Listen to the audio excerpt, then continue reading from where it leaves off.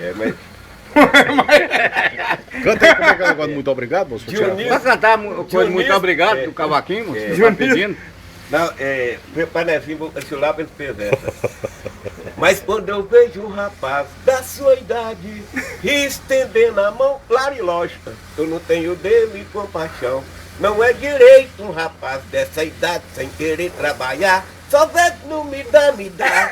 Passando a pão e a linguiça, quebrando pedra na peneira, São João.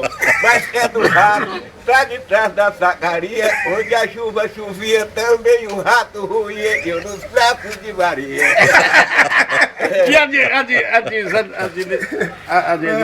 Muito obrigado. Muito obrigado.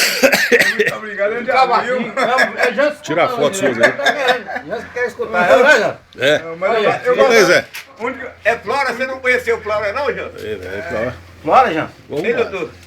E Jean, Conheci, moço. Flora, você não conheceu ela Conheci. não? Canta aí, cadê? Como é que é a de... Tá de fora. Minha gente venha ver a bestagem do Zequinha. Flora tá dormindo, Zé Nogueira roubando galinha. O povo tá dizendo que o Baiano é bom demais. Olha, o Tibunga atrás, o povo tá dizendo que o Baiano é bom demais.